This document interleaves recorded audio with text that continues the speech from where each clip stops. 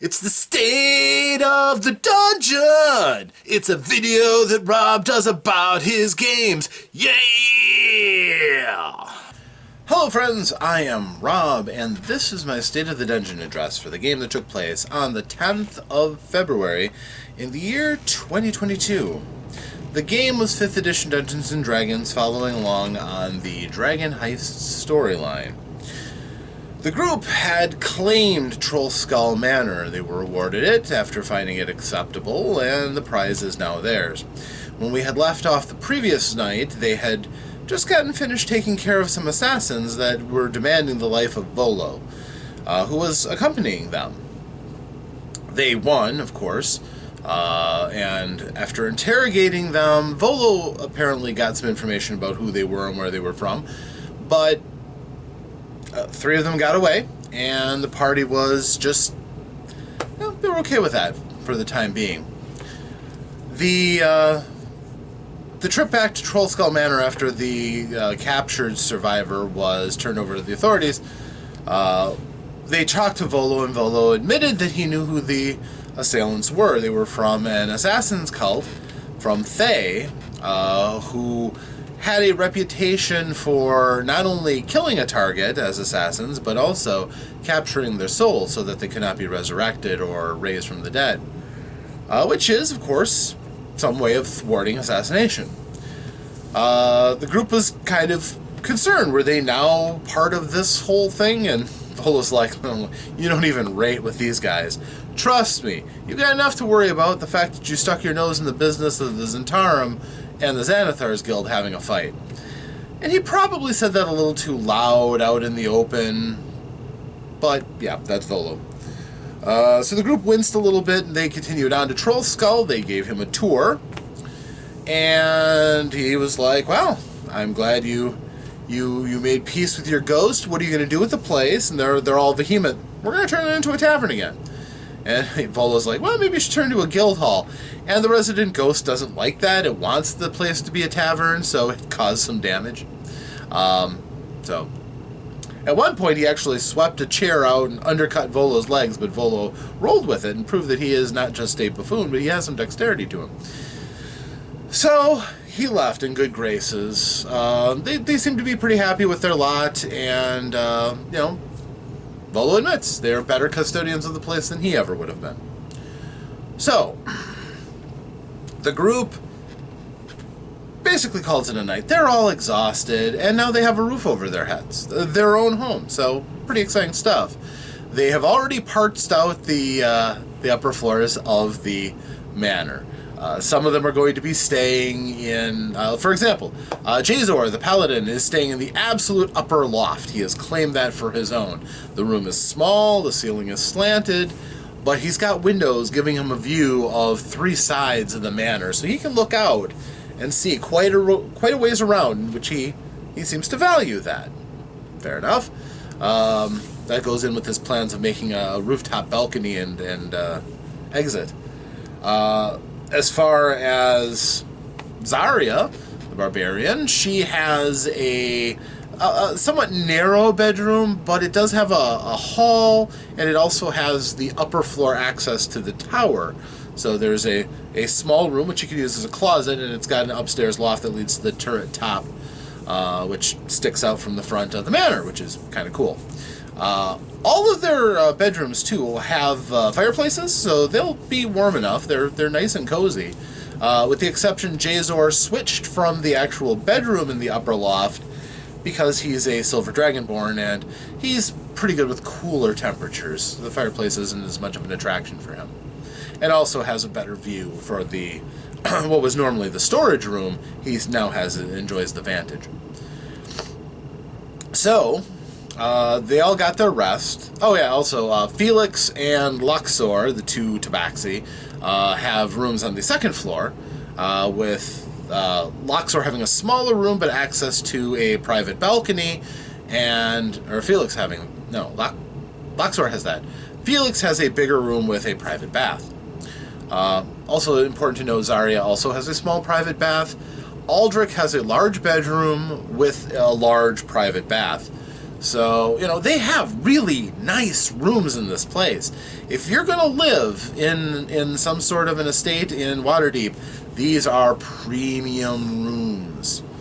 Anything other than having a whole large mansion estate, this is pretty nice.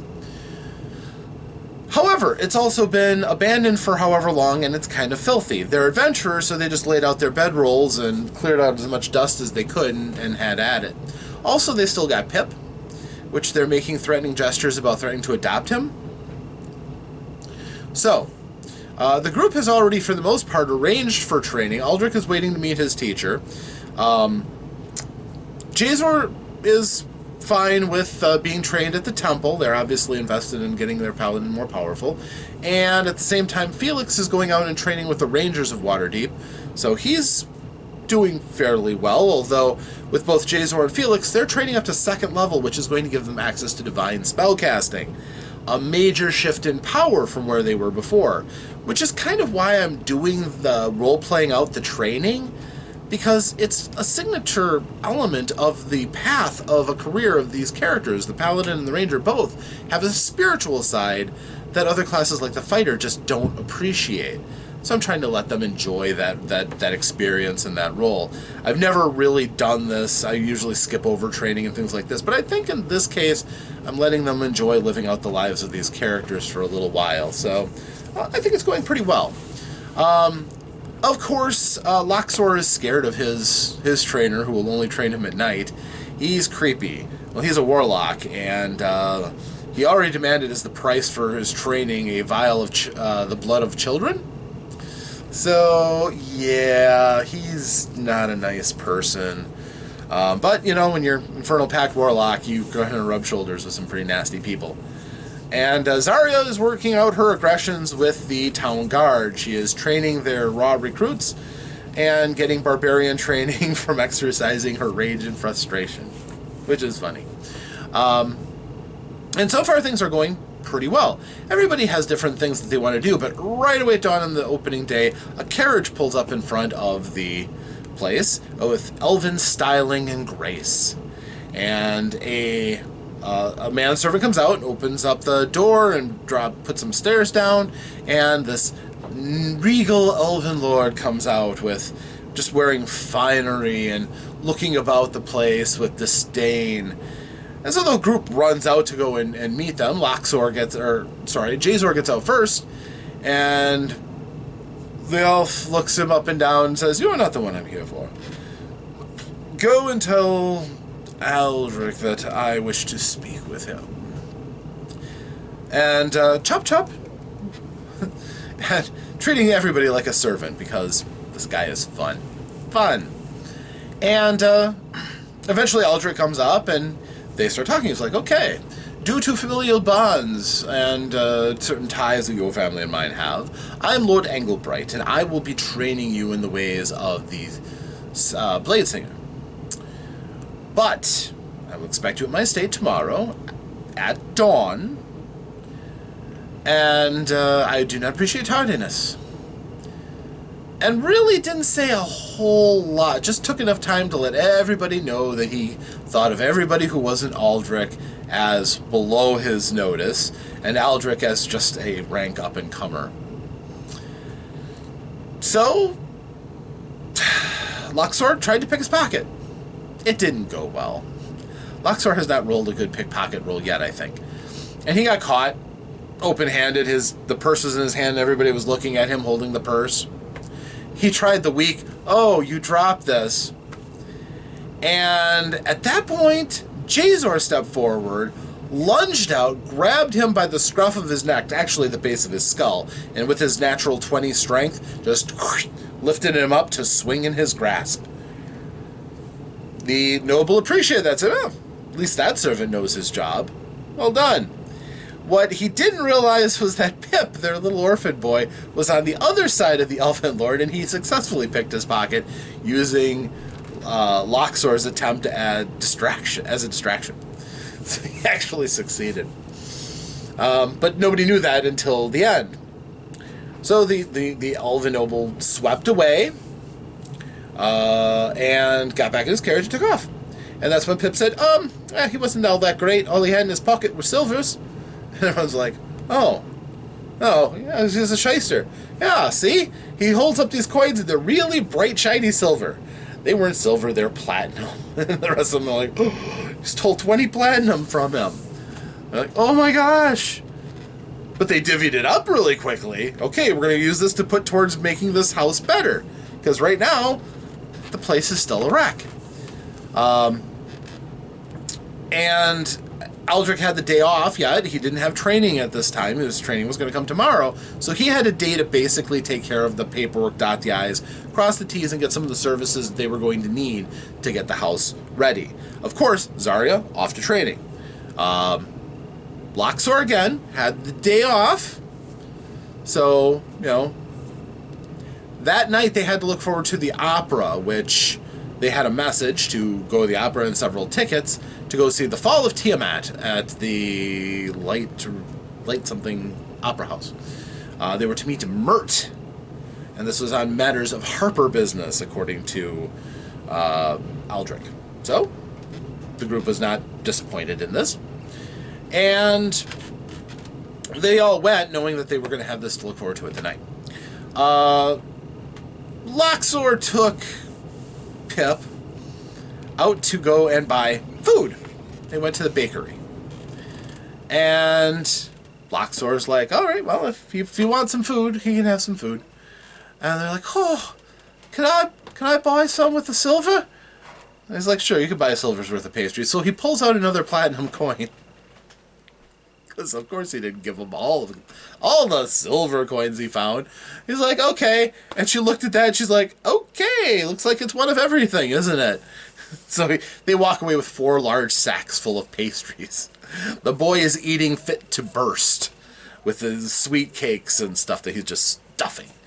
Because he's never eaten all that great. Occasionally decent meals from time to time, but nothing like the bounty of eating exactly what he wants when he wants it. Now these sweets, he's just gorging. Remember, he ate an entire cake yesterday when the group, and it was a really good cake too, but he wolfed that down as soon as the party turned their back. Now he's going after all these sweets, and Loxor is enabling him. As a matter of fact, some people are really starting to look at Loxor and Little Pip, and they're like, what is that Tabaxi doing with that small human child? Something's going on there. This doesn't look right. But Pip seems pretty happy, so they're going okay. There's been some people talking about public decency and stuff, but so far no harm has come to it except for Pip's stomach. Now, of course, again, another round of all this training they're enjoying. Aldrich goes off to the Guild of Dung Sweepers. That's down in the southern part of town, so it takes him a little while to get down there. And he contracts out basically enough labor to get the house clean where the group doesn't have to go and do it. So it costs him about 12.5 gold to have a team come in and in the next 5 days clean the house at the end of the 10-day. Which is considered a fairly rushed job, but the laborers aren't getting paid a tremendous amount, but they're quick and efficient. So it actually was a really smart move to do this. Also, after he got done with that, he then went over to the Guild of Scribes to get all the ink he was going to need to load up the new spells he's discovered into his spell book. So he went and he bought 100 gold worth of ink, which is a pretty large cask of it. That, for the most part, if I remember right, filled out most of the day. And apologies if I forgot any smaller details. But when everybody got back from training and everything, they realized they had to go to the opera, but nobody had clothes, really. Okay, that's not true. Of course, Aldrich is a noble, so he has noble garb. And he's not really a noble. He's a Harper agent with really nice clothes. Loxor also has fine clothes. It's a great cover. You look like you're above crime, and it's amazing how many people don't think that you're a criminal. That works in every day, too. But as far as Jazor, Zarya, and Felix, they weren't the kind, really, to have finery. A paladin, a barbarian, and a ranger. But there was a thrift store, because they're in an upper middle class neighborhood. So, some of these people have clothes they turn over for the less fortunate. And wouldn't you know it, they went there to get clothes for the opera. Well, as it turns out, they already know a few people, and Jazor got incredibly lucky. He got a second-hand robe from the Gold Dragonborn bookseller. Even had the hole for the tail. Everything's aces. He looks pretty good, although with his bulky frame, he's really tight in it, but it doesn't look bad. It just looks, skin tight. Likewise, Zarya gets lucky in that they have something that'll fit her. She is buff, she is tall, she is powerful, and she gets a sunflower print dress. And she gets some nice shoes. So she doesn't look opera ready, but she looks a far sight better than she does in her day-to-day sweat-stained attire that she, pummels guards in. But poor Felix could not find anything that looked like, something you go to an opera in. The closest he got was a long coat that covered pretty much everything. And he got a hat for his head, which was kind of like a pork pie hat, a little bit like a beret, and some boots, so he wasn't going to wear his combat clogs. Zarya's shoes that she found were wooden clogs. Again, doesn't look the most decorative. On the other hand, those suckers can be used as improvised weapons. So at this point, Eldrick gives each of them a ticket and says, "We're not together, by the way." And they progress, and they go across town to eventually the castle ward, and they get to this opera house. It's a fine old opera house, very well maintained. A lot of money goes through it, and they have a few hijinks at they actually have the box seats in that they were provided with to meet with Mert, and they had food, and they wolfed down the complimentary food. And Mert shows up about halfway through the first act, after they're already kind of getting invested, because it is a really good opera, despite the fact that it's entirely in Giantish. And Zarya herself is really interested, and at this point Felix is like, this would actually be a good language for me to learn too. He's already fluent in like 8 languages, and he's like, out of all the languages of the races that could potentially maraud my homeland and this land, Giant's one I don't know yet, so maybe I'm going to pay attention extra closely. Okay, that's fine. But the rest of them, Mert comes in, and they see him come in, and he says, well, we'll talk at the intermission.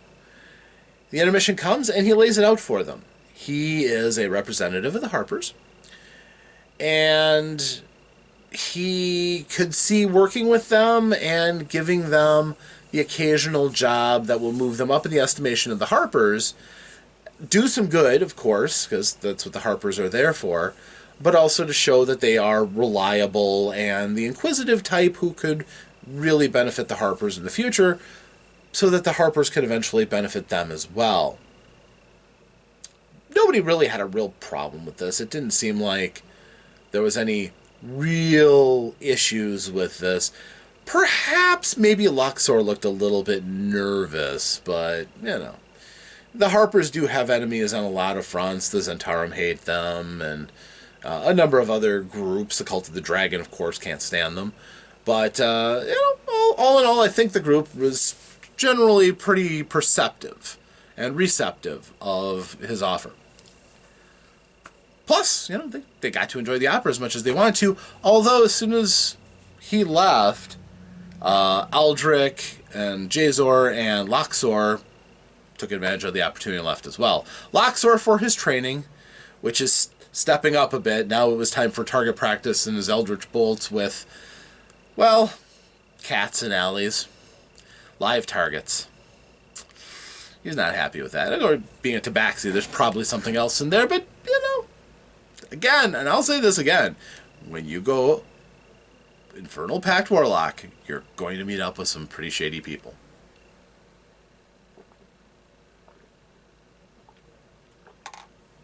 Now, Jazor, he went home and he was taking care of a few odds and ends, but for the most part, pretty worn out. He didn't do a great deal before going to bed. And Aldrich knew he needed to get to bed early so that he could get up well before dawn so that he could go to the place his trainer was at. Mert did help him out by telling him where that was. So he knows where the training is. He can get there without any real problems. It's about an hour's worth of walking, getting out of the city's walls and going up onto the heights. But yeah, not a problem. You can do that. Of course, after the opera was over, it was really a gripping ending with a phantasmal Tiamat coming out of the backdrop, and eventually Zarya and Felix went back too, because again, they were pretty tired after a day of busy training. So, they all rested. Next day, they wake up as Luxor is coming back, and just slumps down exhausted.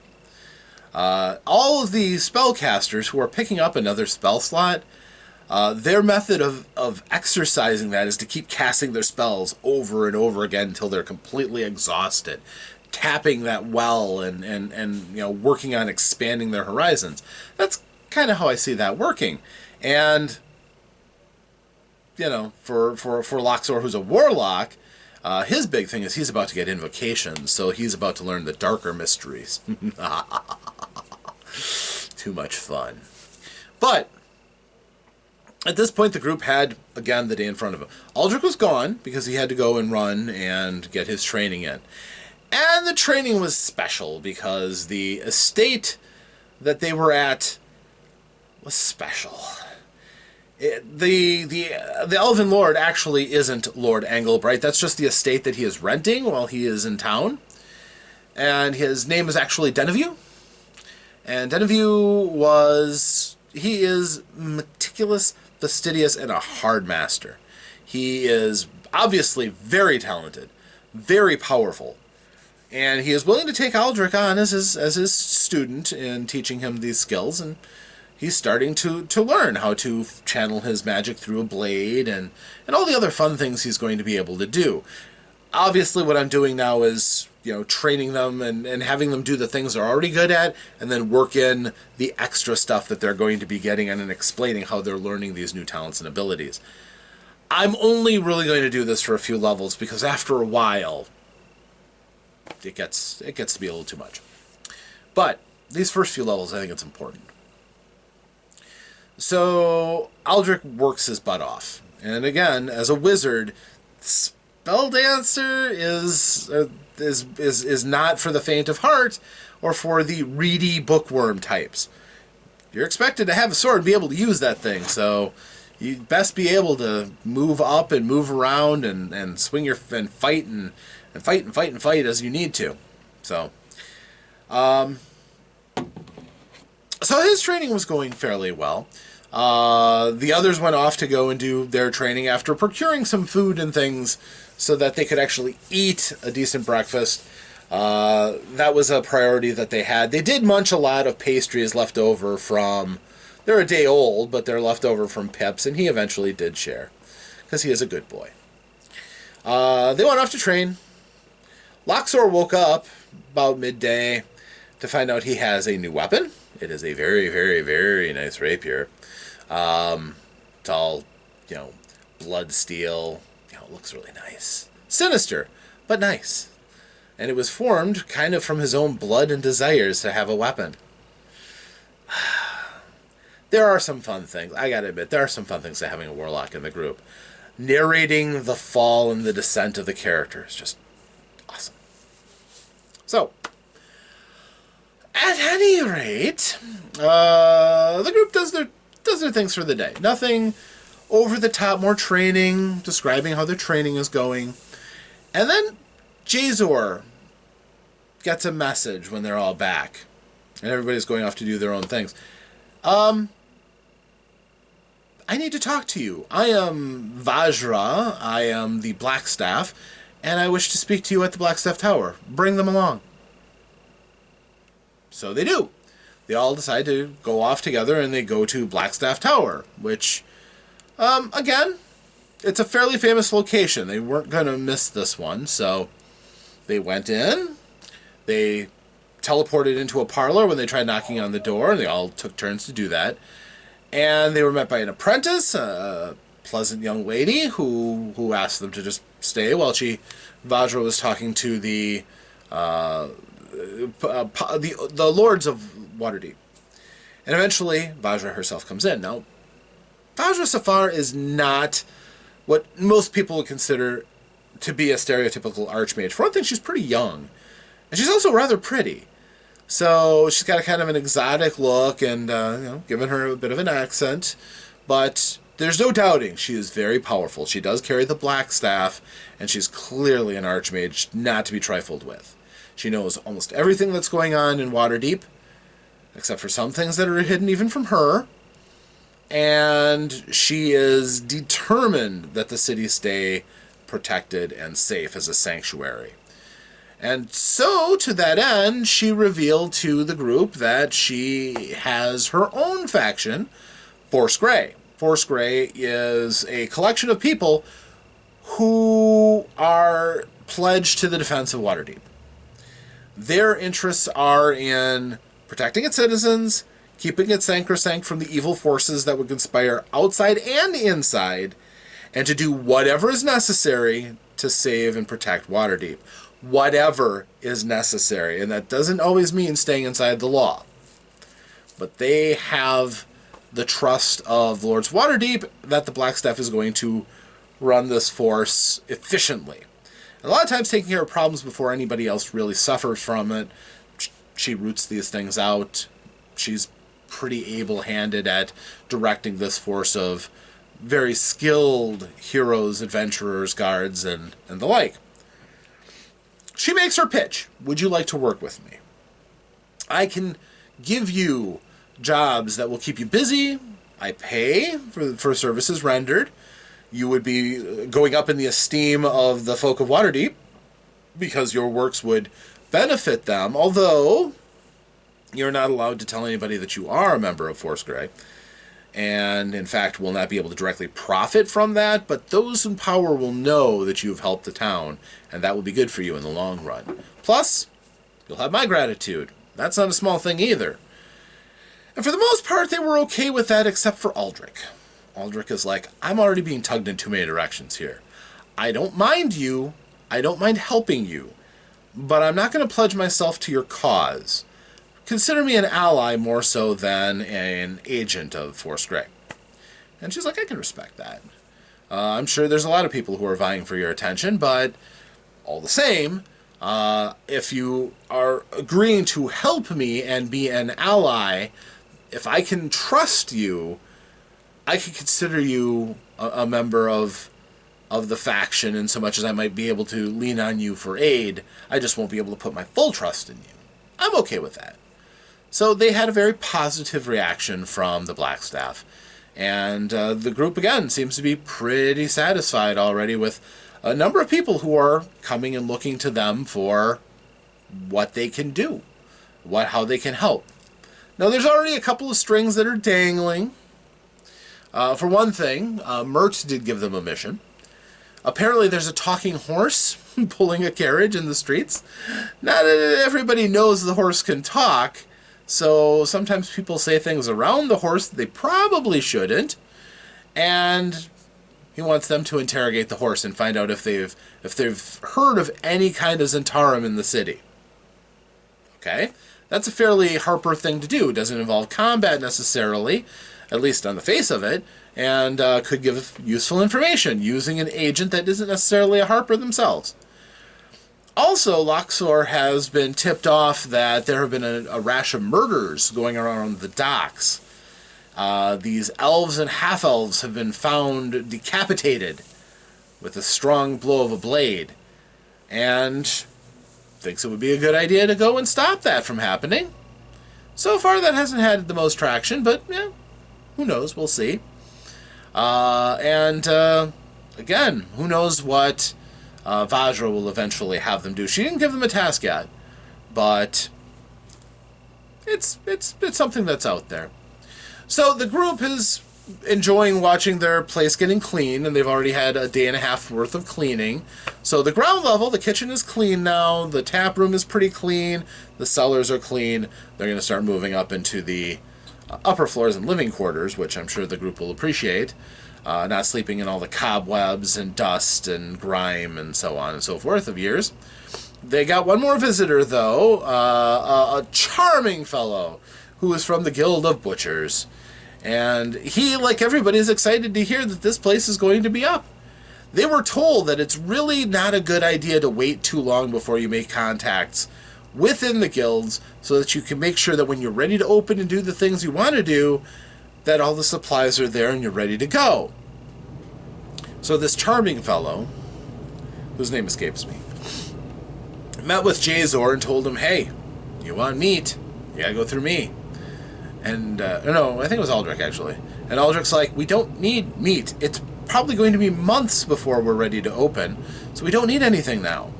Well, when you do, you know where to find me. And he just kind of waited for a second. Aldrich's like, okay.